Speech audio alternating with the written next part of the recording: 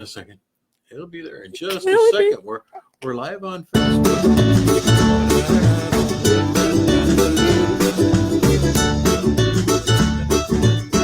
Oh, that one went fast.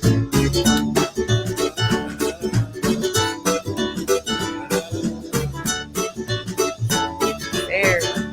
Sharing away.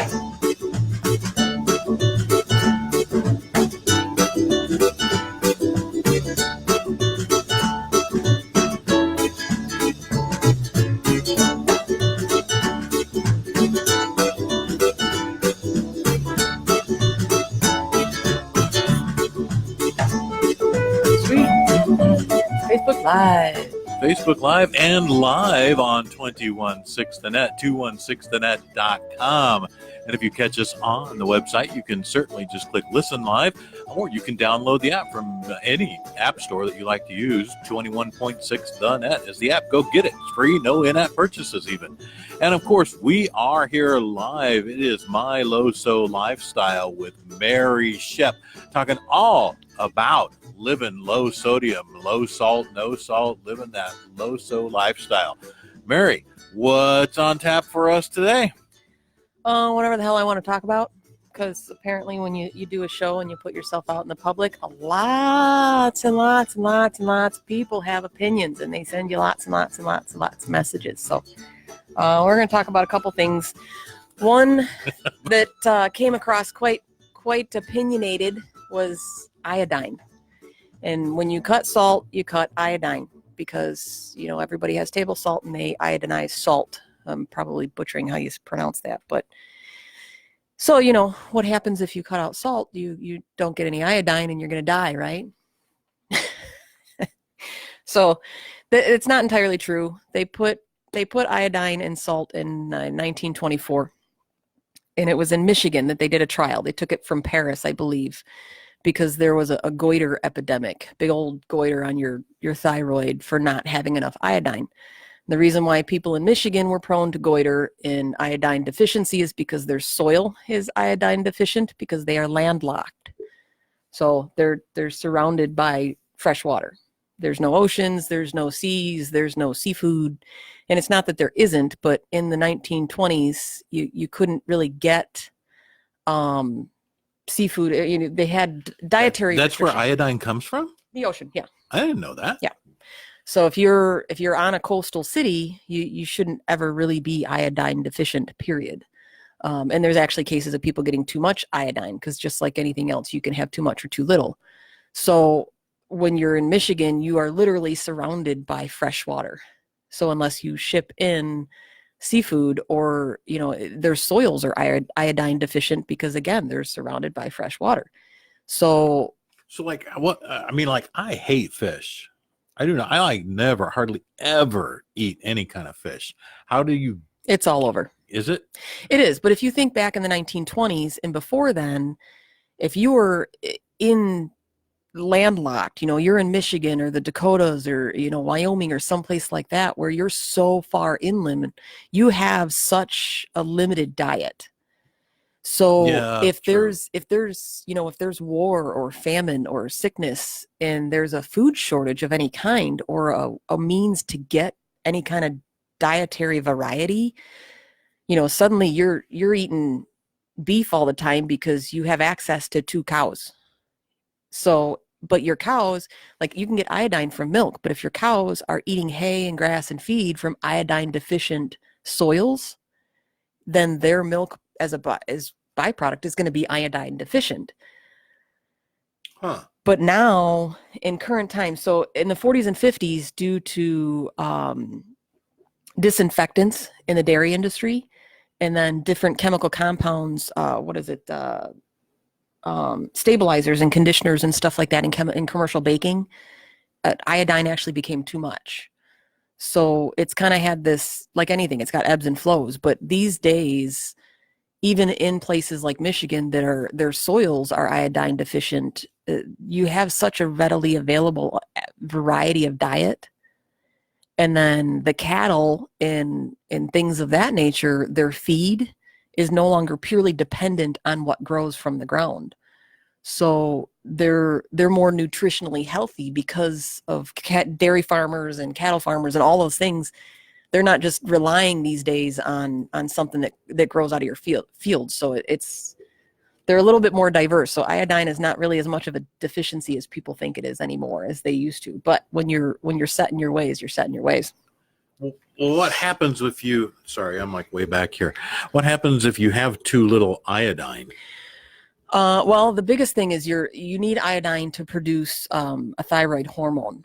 So when you're deficient in iodine, you're prone to thyroid cancers, hyperthyroidism, and you get what's called a goiter, or your thyroid swells up and you get this big, huge bubble in the middle of your neck from a thyroid issue. So it is very, very, very serious.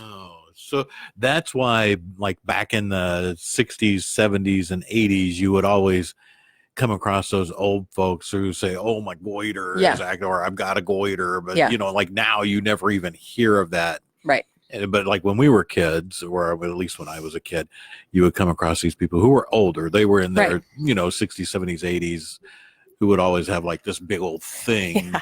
Any sore throat, and they thought it was a goiter. Yeah, and it's my goiter, or wherever. So I did not even know that. Yeah, wow. Yeah, it produces a hormone, and during fetal development, it's very important, and you can have hormone deficiencies, which cause bone deficiencies and growth deficiencies, and all sorts of your all of the things that are required to create a baby. And they always talk about all these different things that cause mental retardation and dwarfism and different things like that. So if any of your hormones are stunted for any reason, that's why when they discovered that smoking was bad for you and you shouldn't smoke when you're pregnant, well, that's why. It screws with your hormones and screws with everything, and you shouldn't do that kind of stuff, because those hormones are very, very important to creating little ones. Wow, I never even knew. Never. So iodine, what's... Hey, Jim. Oh, we got all kinds of haze out here. Alex, Mike, Phil, Jim. Wow, cool. And look at all the likes and the love there going on. Woohoo, you're popular. I know, everybody loves me until they decide they disagree with the fact that you can't have salt because you're going to cut out iodine and now you can't do anything. But yeah, it is super, super important. But that being said, in the 40s and 50s, like I said, there was other means of getting iodine. And then on top of that, nowadays you get it through so many other things. So the recommended daily intake of iodine is 150 micrograms. It's a very small amount. Is that different than a milligram? It is. I am not a scientist. Again, I just play one on Facebook and 21/6 the net. All right. But it's a small amount. Okay. So in salt, if you have 1 gram, which is less than half a teaspoon of salt, which is also about half your daily requirement of salt, is only 75 micrograms. So that means to get all of your iodine just from salt, you need to eat more than your daily allowance of salt. Okay. Which is ridiculous. Hey, Dad. And Denise. Denise is my LoSo buddy. She was one of the first people I met and talked to when awesome. I went LoSo. Very cool. But yeah, so I mean, when you think you can get all your iodine from table salt, it's quite the misconception. You're way better off getting it from something that you eat from, just regular old real food than you are from table salt, because you have to overdose on table salt to get enough iodine. And I did pull up a couple specs. So for instance, like people talk about sea salt or pink salt, Himalayan salt being healthier for you. Yeah. And we talked about that in a previous episode, so I won't go too much into it, but it's true and it's not. It's the truth behind it is it has more mineral compounds and it does have more iodine in it because it is a natural from the earth salt. Whereas table salt has been stripped of everything, and then they add iodine and anti-caking ingredients to it. So it's literally just sodium chloride, iodine, and anti-caking chemicals. Whereas sea salt is natural from the earth, nothing added, just ground up crystals. So it does have more iodine and a little bit more minerals. But to get what you need from it, you have to have a lot of it. So you got to take all that bad with the good, which is a bad thing. So you kind of want to curb that. But a half of a gram of sea salt has over 250 micrograms, so way more than you need in a day. Wow. And again, the same with anything. Too much iodine, too much salt, too much anything is bad, and too little of those So things that's is bad. just a half a gram, which is a half. That's a quarter of a teaspoon. a quarter of a teaspoon of the pink sea salt Has too much. has 250 Yeah. micrograms, which is I mean, not quite, almost double what the Right. recommended date. So if you had just that You're more than once overdoing a it. day, you're like practically overdosing on iodine. Right. So what happens if you get too much? It's the same with anything. When you get too much of anything, your body has to process it, so it puts undue stress on your organs. It puts undue stress on your filtration. It's just not good. You don't. It's like vitamin C. So you only need like 60 or 80 milligrams or whatever it I is for thought vitamin like C. vitamin C was like the water soluble. It doesn't matter how much you take of vitamin C; it just goes right through you. Yes After and you no. use what you need. Yes and no. That's true for all nutrients. So if you're balanced, if what you're eating is balanced, your body and your organs are meant to just piss everything out. So if you eat a banana and you've already had your potassium or vitamins or whatever for the day and you only need the fiber, your body's just going to eliminate what it doesn't need. When you're unbalanced and your body doesn't know what the hell's going on because you ate McDonald's for the last 6 weeks in a row and now you eat a banana, it goes, holy crap, I need to store all this stuff. So then you get too much of one or the other because it's thinking it doesn't know when it's going to get everything. And you don't think that your body has that kind of instinctual, but it does. And it's why, certain animals can store fat or different things because it's feast or famine. You don't know when the next thing's going to come. So when you balance things out, and that's why vitamin C tablets are like 600 milligram tablets because of what you're saying. To get the vitamin C from a man-made tablet, you need 500 freaking milligrams of it to absorb the 50 or 60 that your body's actually going to pull from that stupid pill. Huh. And the rest of it you eliminate. Well, that means your kidney, your liver, and all that stuff has to process all the garbage that is put in that pill when you could have just ate an orange. I don't like fruit. I don't like this. Well, okay, fine. You can sit in my boat and have, kidney stones and liver disease and all this other crap because you decided to take a pill that's loaded with a bunch of garbage that you don't need. And Alex says it's the immaculate misconception. So, that's pretty funny. Yeah.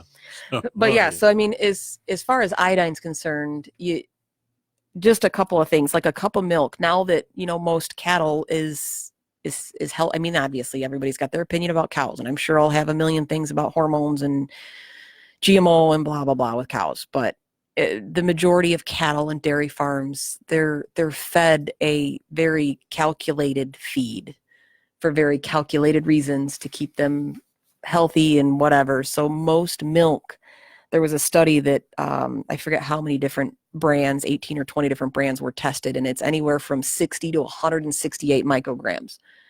So that means either 1 cup of milk is half your day or over your day in iodine just from a cup of milk. So you literally can just skip the salt. Wow. Yeah. So cod, if you're a fish eater, cod and shrimp. Cod's pretty high. It's got almost 100 micrograms for a 3-ounce serving. Baked potatoes, the reason why baked potatoes versus mashed potatoes are high is the skin. The majority of the nutrients in most things is in the skin. Okay, yeah. So if you're going to eat mashed potatoes, if you keep the skin, then you keep all the nutrients and you can go ahead and do your mashed potatoes. Eggs, 12 micrograms. So if you eat, 2 or 3 eggs at a time, then, you get your micrograms. If you're a cranberry lover, you never have to worry about iodine. Holy cow. 4 ounces of cranberries has about 400 micrograms of iodine. Grief. So when people argue with me that, you don't have salt, you're going to be iodine deficient, you're going to be this, well, I can tell you you're probably in your 70s. Eat a cranberry, Jack. And you could just go drink some cranberry juice and have an egg for breakfast. And you're good to go. And you're going to be good, no goiters to worry about. Yeah. So it's one of those things where people just, I get it. You get set in your ways. I mean, if you asked my mom, she's going to argue until she's blue in the face that you can only have X amount of X-rays in your life or you're going to die and be radioactive and come back as the Terminator and kill Sarah Connor. It's like you'll never be able to convince her otherwise just because that's how she was raised, back in the day. I mean, they used to treat people with cocaine. I mean, come on, eventually you gotta. People were a lot happier then, weren't they? Well, they had some really good medical treatments back then. It was interesting. Yeah. But yeah, what about clams? Yes, clams. Anything, Kent. One of sorry, knowing Kent and where his mind usually lies, I literally take both him and Alex. I take their comments with a grain of salt. I like clams though, especially fried. Those are good. Right. But, it's gone on record. Peter likes clams. Yeah. So. But yeah. So I mean, and that's what kind of goes into our next topic, where diets, and that's why I don't call it a low sodium diet. It's a lifestyle. Look it up. There's about a bazillion diets. There's a cabbage soup diet. There's my ex's mom was on a cabbage soup diet. Once a month, she would eat nothing but cabbage soup for a week. To what end? For what purpose? It's low carb. It's good at vegetables. It's it's got supposed superfoods in it. I don't know. I'm not a dietitian. I don't know all these stupid diets. I just know there's a million of them, and anybody will jump on that bandwagon if they think it's going to make them beautiful. I know. Well, I mean, I know cabbage is low carb. I'm not a big fan of it. Oh, I love cabbage, but I'm not going to eat cabbage soup all week either. Like coleslaw, and I like sauerkraut on like a Reuben or something. But like a breadless Reuben, I'm good with that. Right. But yeah, that's cabbage soup diet. That's not happening. No. I wish I would have written down some of the funnier ones, because there's some really ridiculous diets out there, and the fact that people jump on these wagons and just ride along with it is absolutely nuts to me. But I mean, technically, isn't a diet just your habit of consumption or what you consume? Right. So you can have a diet of anything you shove in your mouth. Right. A diet of almonds, a diet of coffee, a diet of sugar, a diet, whatever your diet is. I mean, I enjoyed the Twinkie diet. See, I was on that for a long time, as people can tell. Mine would be coffee and ice cream diet. I'm a coffee and ice cream girl. I like coffee and ice cream. Actually, I had espresso caramel ice cream with chocolate covered coffee beans the other night. Ooh. Yeah, it's good stuff. I probably ate like 6 servings of it, and I probably shouldn't have, but I did. Yeah. That sounds good. The thing about diets is everybody just does a diet. And that's what's mind-boggling to me, is you wouldn't go out and just start taking a medication without a doctor telling you to do so. Like one of the most popular diet or medications for nerve issues is gabapentin, and it's got a list of medical woe-is me's and ailments and this, that, and the other. And it does serve a purpose. That's just why it's a popular medication for certain diseases. But you wouldn't just go out and go to a pharmacist and say, how do I get a prescription for this? Someone told me it's going to help me lose 5 pounds. You're going to go to your doctor and say, someone told me this. Can I take it? And things of that nature. But with a diet, it doesn't matter what it is. People just go and do it, and they don't realize that there's a lot of dangers to messing with the food you put in your body. Too much protein, not enough protein, too much sugar, not enough sugar. Yeah. All of those things, like you with your carbs. Yeah. You're not just carbs because you want to lose weight. You're carbs because you have a medical necessarily need. Well, and now, because I went too hard on the low carbs for a long time. Like I tried to stay under 20 grams of carbs per day for 6.5 months this year. And that provided an introduction for me to gout. Yeah. And let me tell you, the gout, don't like the gouts. No, most people don't. Not a great group, the gouts. It's extremely painful. Yeah, don't like it.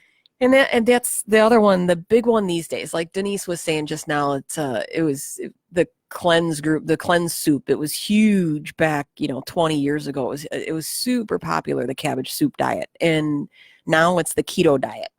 So I always make my little notes so that, Pete knows what the heck I'm talking about most of the time. And I put keto in 2 different categories. One is a fad diet, in one as a medically necessary diet, because keto actually is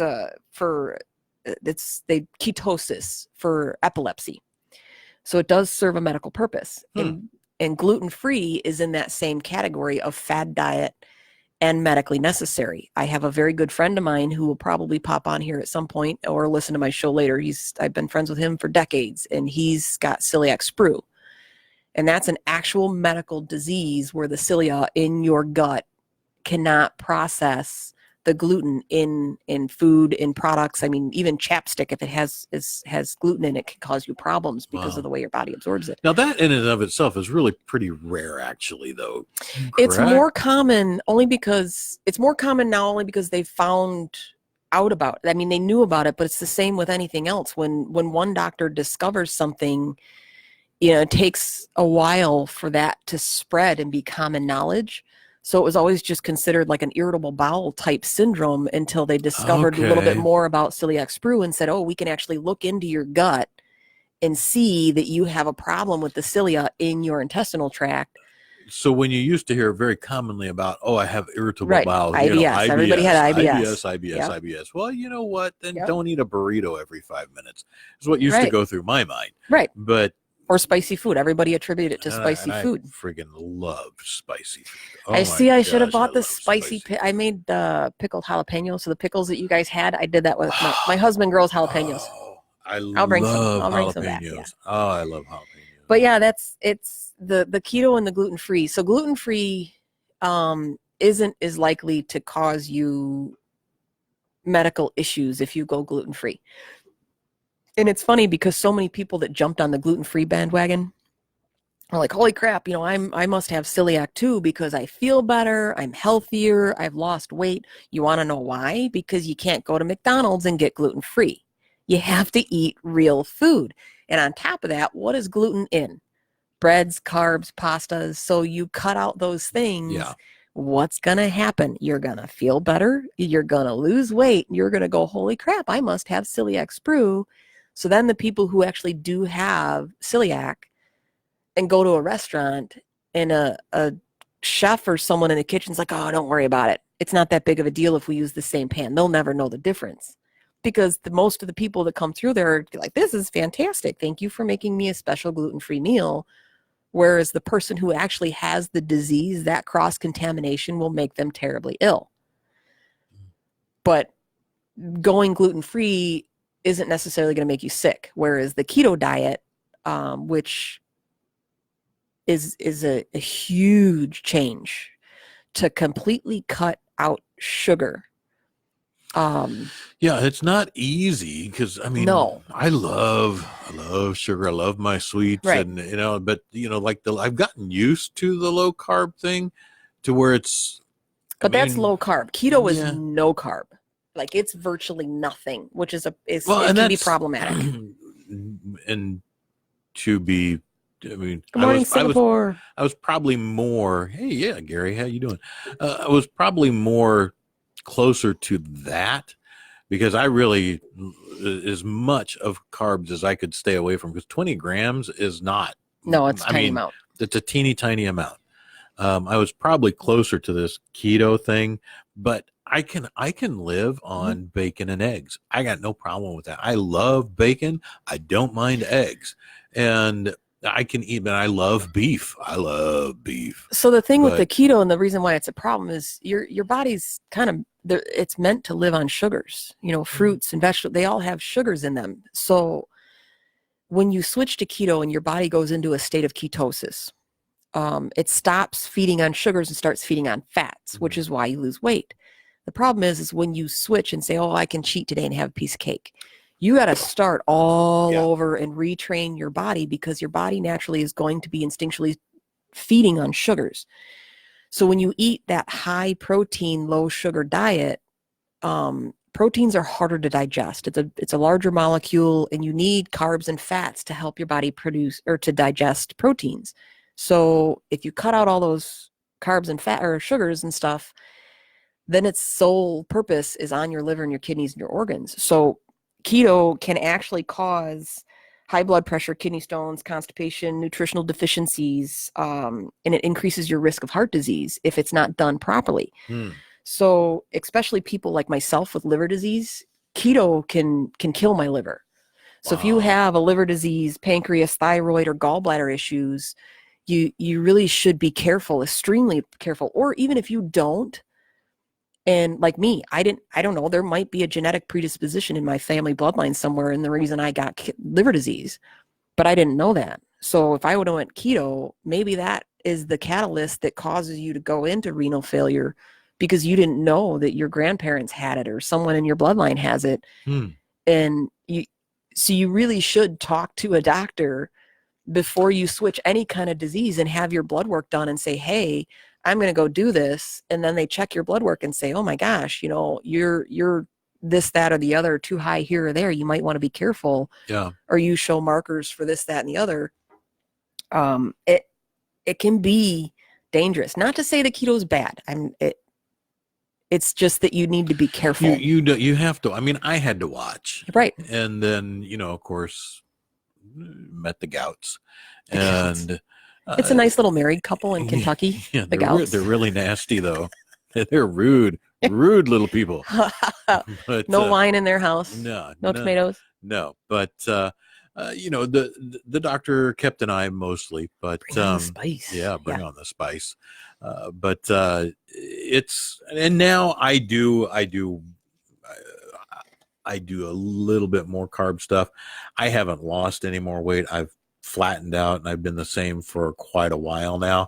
But that's mostly because moving interferes with one of my most favorite things to do in the world, and that's not move. Right. And so, and I know that's comfy pants change. And couch time. Hey, yeah, I don't even need the comfy pants. Just the couch, so then I'm good. Well, I mean, easy on the mental imagery. No. I'm not wearing my jeans. Whatever. Okay, let's move on. That's hilarious. Yeah, but yes, I mean, there's so many diets. There's vegetarian, there's pescatarian, which is vegetarians that eat fish. And Peter and I were talking a minute ago where there's like 9 million different Aryans of the vegetarian subclass. They all need their own. You can't just say I'm a vegetarian, but I'll eat fish. There's one that only eats chicken. There's one that eats eggs. There's like, you can eat a chicken, but you can't eat a cow. Like what? You don't mind cutting the head off a chicken, but cows you got to get those personal. Chickens before they get you. They'll peck you. Yeah, that's just, it cracks me up. But there's the paleo and vegan and low carb and cabbage. And then you have belief-based diets, which typically a lot of the belief-based diets, it's so genetically ingrained in people. Like if you're eating kosher, you're probably from a Jewish bloodline that's been eating kosher for the last 52 million generations. So your genetic makeup is geared more towards kosher. And what's funny about that is if your life and your bloodline back long before you even know it was, an Irish meat and potatoes kind of bloodline, and now you're like, I don't want meat and potatoes, or vice versa. If you're Asian and all you've ever done was eat fish and soy and seafood, and now you try and eat potatoes and you get fat and wonder why one potato makes you fat, well, you're probably genetically made to have a different style and makeup of food, because it takes a long time for your makeup to change. It's not one generation that's going to happen in. So there's a whole plethora of diets. So that's why I always hated the word is, if you're going to make a lifestyle change, do it because it's what's needed for your body, and do it under the guise of or the advice, I should say, of a medical professional of some sort. Yeah. So, and then you got Hal here, I'll let you read that. Hal. Yeah. My dad says portion control is key. Put down the fork and shove it away from the table. Yep. And that's huge, because we were talking about that, me and some people in my group, about when you see all these pictures of food and it's on a plate, like a regular old dinner plate. Mm-hmm. And recently someone posted a picture, and it's this 9, 10, 12 inch, whatever dinner plate. And there's this little tiny portion of mashed potatoes with a perfect little hole in the middle with gravy in it. This little tiny portion. It's literally like 3 o'clock and 6 o'clock and 9 o'clock. And there's this little 3-ounce portion of meat, and there's all this dead space. And he says, I apologize for not having a pretty plate, but I got to watch my portion. And a bunch of people commented, well, I actually put my stuff on salad plates and then take a picture, because then no one picks on me for the fact that I didn't plate it pretty, because in actuality, your portions are only supposed to be, what's that fits in the palm of your hand. Yeah. So if you picture a big old plate like that with 3 little dollops of stuff that can fit in the palm of your hand, of course it looks like a crappy plate, but no one wants to eat that. That's why I don't show it on TV. People used to tell me that, and I used to say, yes, but look, I can put this fried what if I spread my pork fingers? tenderloin. Well, if I put this fried pork tenderloin right here, it fits quite nicely. It may come out over here and come over there, but it's in the palm of my hand. Yeah, it was spread my fingers and then put them together, and then it's a palmish. Palmish. It's in my palm. Right. It's a palmish. Yeah. So that's pretty funny. Palmish. There's a new diet for you. Yeah. I'm on the Palmish diet. I'm on the Palmish diet. The LoSo Palmish diet. There you go. You just made a new one. You made a new diet. Mary Shep's LoSo Palmish diet. That's hilarious. I like it. That's perfect. I gotta copyright that before someone steals it from me. Yeah, you're gonna have to. You know what? We're right at the bottom of the hour here, so we do want to take a moment to remind everybody that you are listening to 216 the net, 216thenet.com, and actually, we are thrilled to have all kinds of folks that support 216 the net. 216 the net is an internet radio station. It is changing the face of radio as you know it. You can actually find us on 216thenet.com, and you can download the 216 the net app, 21.6 the app, from your favorite app store. Works on any smartphone, tablet, whatever you want to listen to us on. You can do that. And of course, we do want to mention that we have wonderful, wonderful partners like Prime Media Consulting, Prime Media Consulting LLC at 847-752-0018, primemediaconsulting.com. Hey, ever wonder why your website is not showing up online where you want it to be? Want to make sure you're found when someone is searching for your kind of business? Prime Media Consulting helps small business owners optimize their exposure on major search engines to transform their business. Call Prime Media Consulting LLC today at 847-752-0018, or reach out to them at primemediaconsulting.com and learn how they can make your impression on the web. Of course, we're also partnered by McHenry Villa, a senior living community. 815-344-0246. McHenryVilla.com. McHenry Villa is committed to the core values of hospitality, stewardship, integrity, respect, and humor. At McHenry Villa, their goal is to make you feel comfortable at home. McHenry Villa, a senior living community. 815-344-0246. Now we're going to bring you right back to Mary Shep with My LoSo Lifestyle. All right, Mary, what's up next? I'm just telling people in the studio to be quiet because we're live at the moment. Kent locked himself out, and I got to go let him in. So now I literally got to text him from 2 feet away. Yeah. Now he's actually one of the owners of 216 the net, and he locked himself out. He's supposed to be one of the dudes with the key. Yeah. It's probably sitting on the table behind me. That's hilarious. Did I give you? Yeah. Okay. So that's too funny. So we are with diets, and the reason why it is such an issue is all of the different nutrients that your body needs. And we always talk about too much or too little. And I've said it a couple times here that too much potassium, which usually in pill form is potassium chloride, is the stuff that, it's the last thing they put in your vein when it's time to execute you.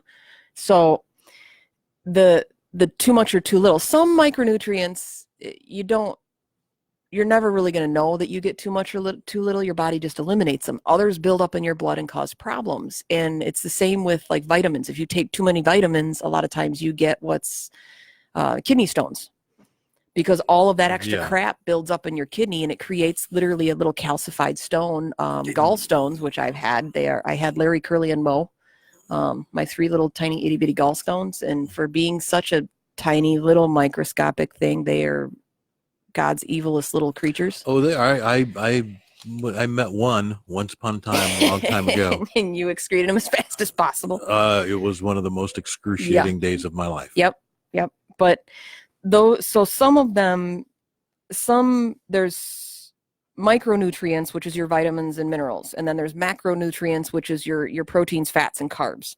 And then you've got macro minerals, which calcium, a lot of, and this is where the sodium comes in, that I talk about every single day, and some crazy nut job with a bald head gave me a show to talk about it.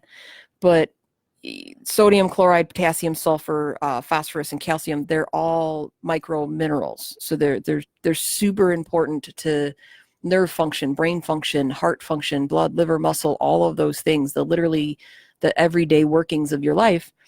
And too much or too little. And I have a little spreadsheet here that I'll post on Facebook a little later that shows you what your recommended daily allotment of those things are. And of course, that's based on a 2,000 calorie diet for a healthy person with not, half a dead liver like George. You know what? I don't think I've ever talked about George. Calcium is way up there. Yeah, and that's why a lot of people are calcium deficient, especially these days when a lot of people are drinking more soy milk and things of that nature. So you need calcium fortified foods. So like I get orange juice and it's calcium fortified because I'd rather get it that way than to try and take a pill. Okay, now on the calcium stuff, because I've heard this argument a lot over the last couple of years, just because of the other stuff I've been through on diets and such like that, is that calcium that comes from animals is completely entirely useless.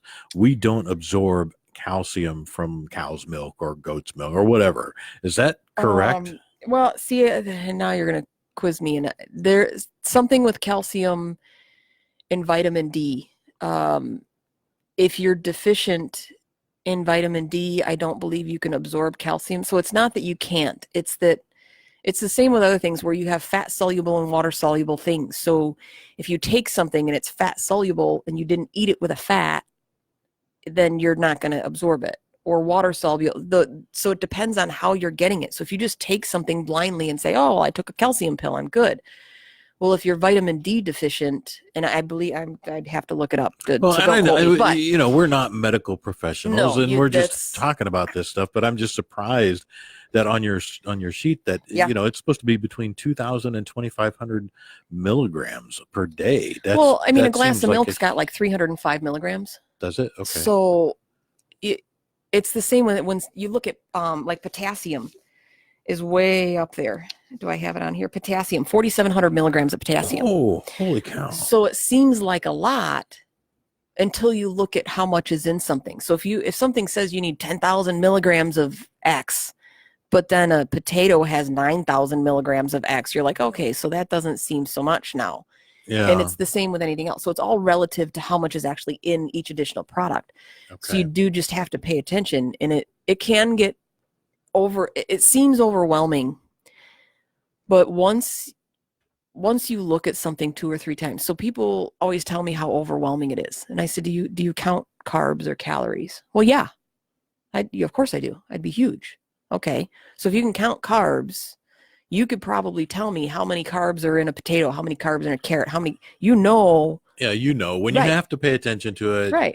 You know what it is. And it doesn't take you very long before you can, like me, recite how much sodium's in this, that, the other, so on and so forth. So if you just start paying attention to a few more of those things, suddenly and it goes back to the same thing with food and menus and all that stuff.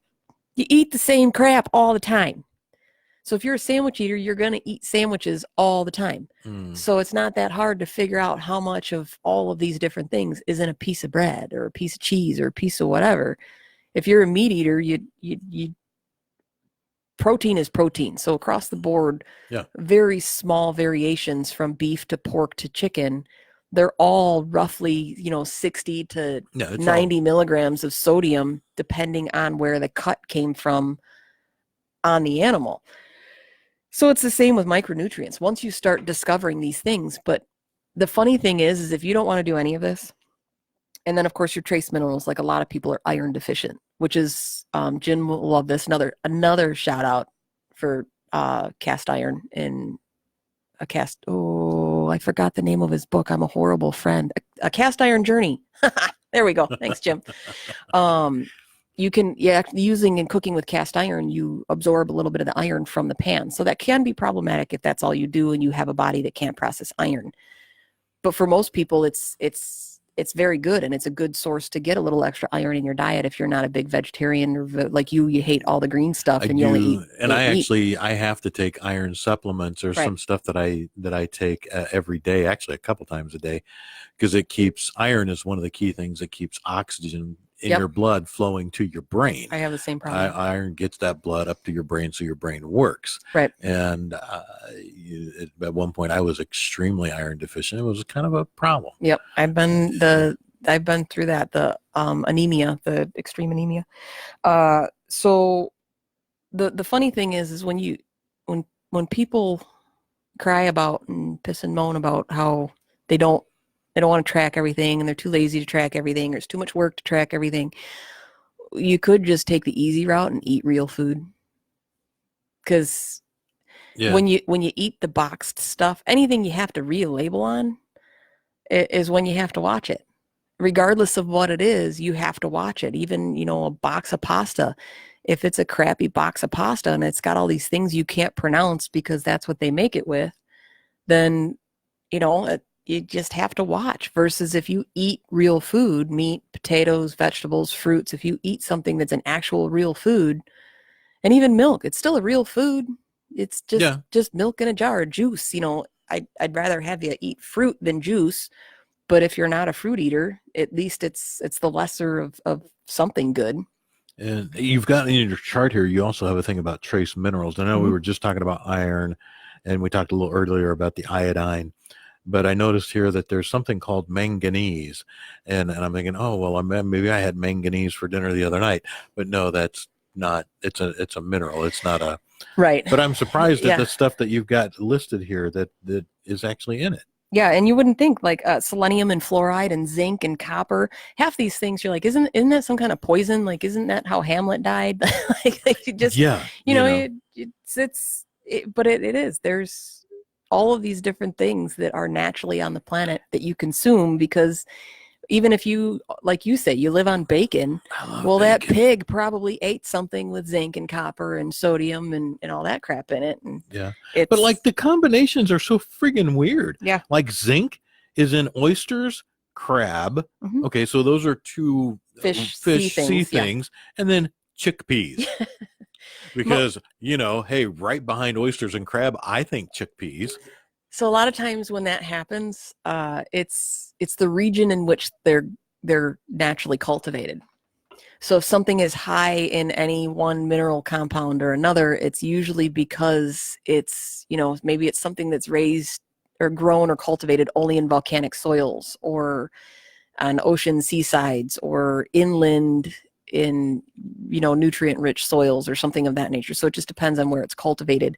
It's the same, like husband and I put Epsom salt on our garden, and it increases the magnesium in our tomatoes, and it actually makes them sweeter and juicier, and it helps your garden. It also helps keep pests away. Huh. And again, we talked about this in a previous episode. Epsom salt is not salt. It's actually magnesium. So I thought Epsom salts were things that people put in bath. It is. Same thing. Oh. And you can also have a magnesium sensitivity just like you can have a salt sensitivity. So a lot of people will take that Epsom salt bath to reduce swelling, and it makes them swell up, and they think because it's the salt. It's not salt at all. There is zero sodium and that's in Epsom salt. It's just named after the region in which it comes from, and the chemical compound is similar to a salt, which not all salts are sodium chloride. There's no salt in it, but we're going to call it that exactly. Anyway. Yeah, so, pretty much. Man. But yeah, deficiencies, obviously calcium deficiencies, iron deficiencies, B12 deficiencies, those are common deficiencies. And 99,000,000% of the time it's because you don't eat real food. Okay. That's and that's why it's not, I don't call it a diet, because it's a lifestyle. I ate out twice yesterday. I'm paying the price for it today. Yeah. Social complacency, whatever you want to call it. I was out. It was nice. I enjoyed myself. It was worth it. And I'm healthy enough now that I can afford to do that. But I do pay dearly for doing that. But again, it's totally worth it. I know where I can eat. I know what I can eat. And I know where I can splurge and how much it will or will not affect me. But the reason why I have that luxury is because of the fact that I eat real food. And once you get used to it, it's not as hard as people think it is. Instead of buying a prepackaged, like the convenience foods, mashed potatoes, it takes you just as long to heat up some freaking water and pour it over potato flakes that are loaded with a bunch of garbage as it does to boil a pot of potatoes and squish them. Like, I don't know. I guess Because water boils at the same right, pace no matter what you do. right. So if you start the water first, throw with the potatoes in it, cold water, potatoes, cut them up, put them in a pot. By the time you set your table 15 minutes later, your potatoes are done. You mash them, butter, whatever spice, and you've got mashed potatoes. So why do you need a box that's more expensive and loaded with more crap when you could have just made yourself mashed potatoes? Well, maybe someone doesn't want to peel the potatoes. I don't peel mine. You do the skin on mashed potatoes? I do. Yeah. I dig the little eyeballs out of my potatoes if I left them in my cupboard too long. So they're not staring back at me. And it's, You don't want to kill the potatoes that are looking at you. right. It's my form of vegetarianism.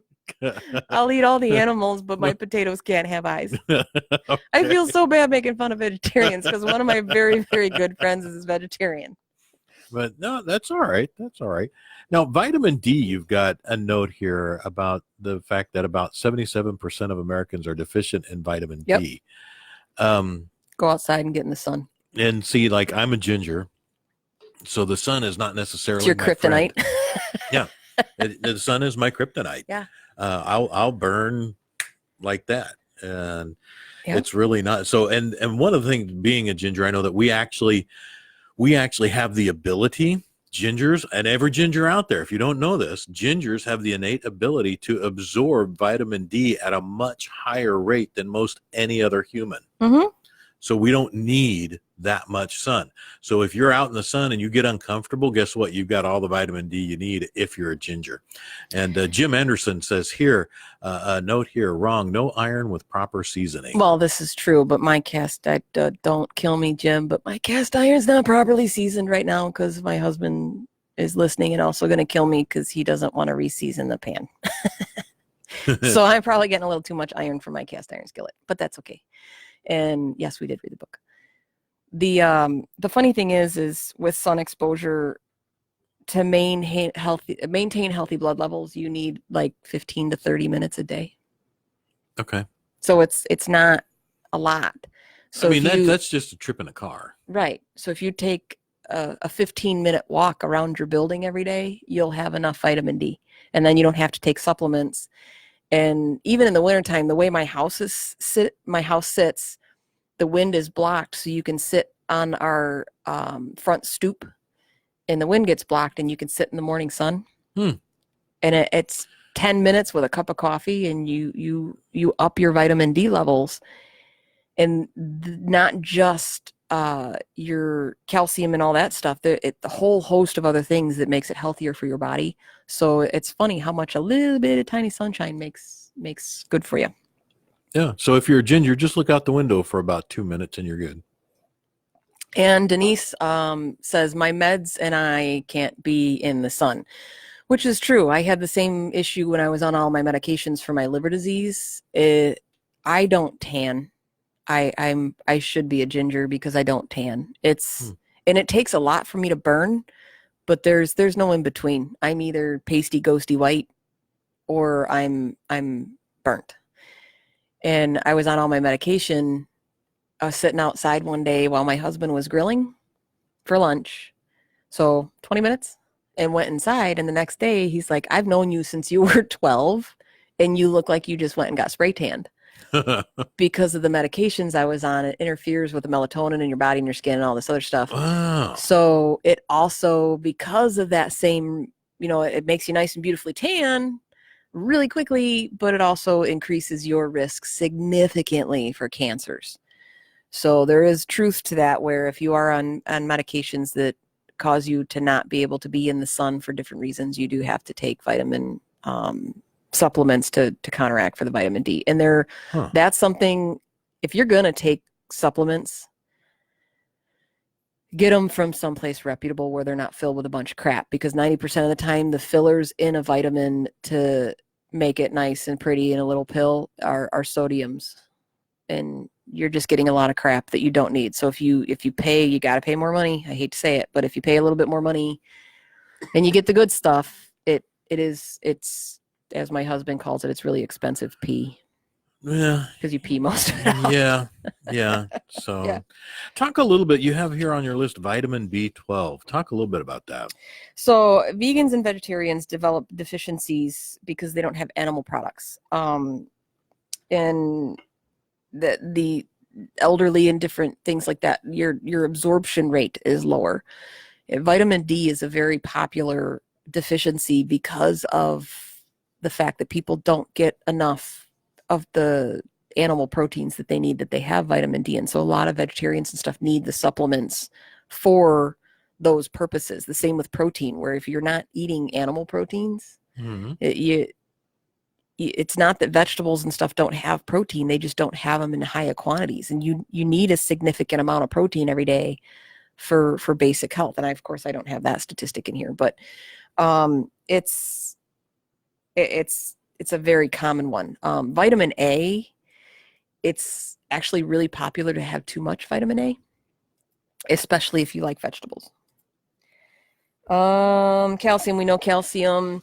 Toxicities, I didn't really put any toxicities in my list just because that's a slippery slope. And that's really individually specific. So for you, you're sensitive to carbs. I'm sensitive to sodium. And there's so many medical diseases and illnesses and restrictions that cause people to have toxicities. To say that there's a blanket, you shouldn't have too much this, that, or the other, like gluten. You shouldn't have too much gluten. Well, most people can process gluten just fine, and it's not an issue. Yeah. But then again, a gluten toxicity could be lethal to some people.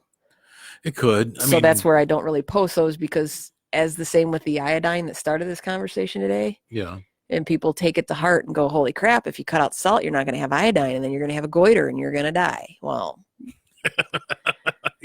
you're going to get a goiter and you're going to die. Well, curse you with a goiter. I know, right? So I kind of leave the toxicities to those where you need to. Everybody really, I know everybody hates going to doctors. I am right there on the top of the list. But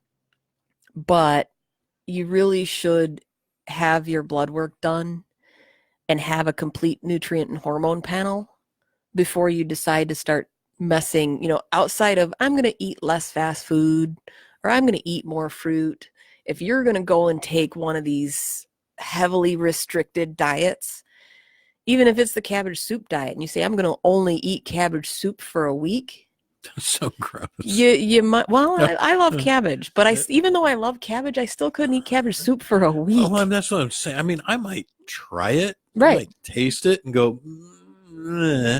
I couldn't imagine liking it, but for a week, yeah. I mean, you just got to have some kind of dedication for that. I know well, it seems that people can have dedication in a week, or like there's the 30 and 30. It's 30 whole foods in 30 days. And I know a lot of people that do that. And what's I think that? 30 whole foods. So it's essentially forces you to eat real food for 30 days. But then you give yourself justifiable license. Well, I did 30 days worth of good food, so now I can eat crap for the next 6 months. And then I'll cleanse myself and eat 30 good food for 30 good days. Well, and that's, like with the doctor telling me, okay, you got to do more carbs. Mm-hmm. And he did, I actually really like the doctor I go to. He's really cool.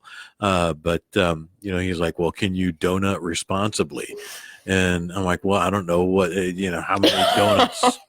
I mean, what if I'm going to donut and drive? Can you bacon responsibly? Yeah, no, I cannot. It's, well, I mean, I know, is it responsible to eat about a pound of bacon in a sitting? No. Because I do. It's good. It's just not responsible. But, he's like, yeah, you'd be all right with 2 donuts while you're driving. That's no funny. More than 2. But, I can donut responsibly. He taught me how. It's funny that talking about doctors and that you like your doctor. And I really do. My favorite doctor has been my doctor for 20 some year, 20, just going on 20 years now. And he's my chiropractic acupuncturist. Hmm.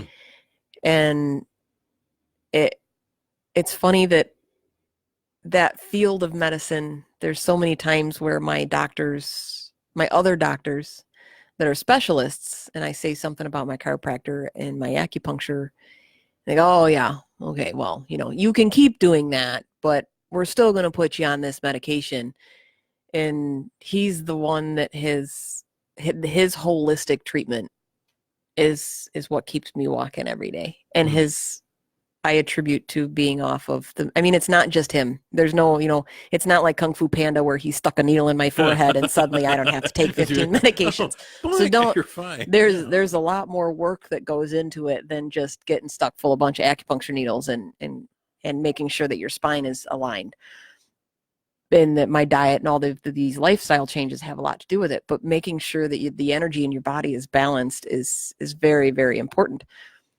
And it's funny to me because he genuinely cares.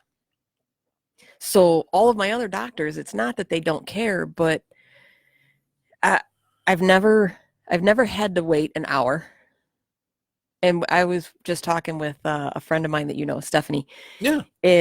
Last night about this, how she was saying that, and I totally agree with this, and I wish I had the gall that her grandmother does, that you go to a doctor appointment and you wait an hour and a half. So if you cancel a doctor appointment, you get charged at most places. So if you don't cancel, you do. Like 2 weeks in advance or whatever their medical, you sign a piece of paper saying if I cancel, I get charged. Yeah, quite often it's like a 24-hour. Right. They want you to give a 24-hour notice, whatever. So you get charged a fee, and her grandma goes to the doctor and sat there for an hour or two and went up to the receptionist and said, I can't wait any longer. I have to go. My time is valuable. I have to go. I want my $100. And like the receptionist is like, what are you talking about? Well, I mean, if I cancel on you, I got to pay you $100 cancellation fee. And since I can't see the doctor, because essentially you canceled on me because it's been 2 hours, I want my $100. Like, I am now going to go to every single one of my specialists that I sit there for 2 hours and go, so your cancellation fee is $40. And since I can't wait because I have to go back to work and you essentially cancel on me, I want my $40. No I want a $40 credit. Yeah, you're no show. Like what it's funny that there's you give these certain professions this leeway to do whatever the hell they want because they're a doctor. They put in the time and you know what? You chose that path in life. Yeah. You chose to go to medical school. You chose to be a doctor. And yet you choose to also treat all of us like crap. Like, how is that fair? Yeah, my brother's a general surgeon. Okay. My sister's a nurse. Mine too. And I think that it's hard to wrap my head around geez, if you cancel on me, you're going to get a charge. I know. You know what? If you charge, I charge you, and I've actually said, well, I do charge a fee for being charged a fee. Right. So your fee requires a fee from me. So if you want, we can just cancel them out because, as a matter of fact, mine's probably about $50 more than yours. And because I got to make money on my fee cancellation of your fee. So I get it. I totally get it. It boggles my mind. And the other thing is like when I understand doctors, they do a lot of school. They deserve a lot of respect. And I mean, the doctors that cared for my husband after his car accident legitimately saved his life. And the surgeon that put his knee back together, he did some Humpty Dumpty magic bullshit that, I mean, he put him back together again. He stitched little tiny itty bitty bits of pieces of his kneecap back together in such a way that he can still walk. I mean, his kneecap is itty bitty.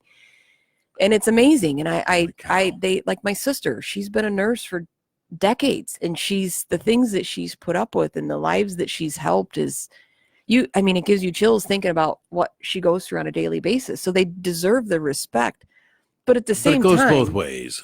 If I had you come into my store and I fixed your computer and I said, Pete, come in. I'm going to let you, I want to follow up with you. So you come in my store. I said, you know what? Give me an hour. Give me a few minutes. And then you pace around my store for an hour and a half. And then I come up and say, okay, so I ran a bunch of tests. I don't know what's going on yet. So I'm going to run some more tests. You can go and pay my cashier, and I'll call you in about a week. You tell me to get bent, fire me, and go on social media and tell me that nobody should ever stop at my store again. Yeah. But if I had a doctorate behind my name, you go, all right, well, it kind of sucks. I don't have my computer. Well, I guess I'll see you in a week. And it's $100, you said? All right, I'll pay my $100. Thanks. So it just seems so funny that you can't interview them because you get charged for a consultation, and a new appointment is 6-7 weeks out. So you can't, it just is. It's crazy to me to be able to give them so much free reign. Okay, so no more free reign for doctors. Right. And folks, we got about actually 10 seconds. Woo! So you can find Mary Shep on My LoSo Lifestyle on Facebook here. And of course, we're back every Thursday at 11 o'clock with Mary Shep on My LoSo Lifestyle. Till then, have a great day. Take care. 21-6 the net.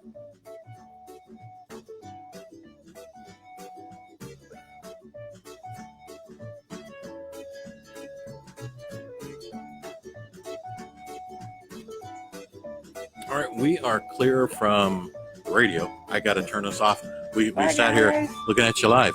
So you guys take care. Have a good time. We'll see you next week on Facebook Live every Thursday at 11 a.m.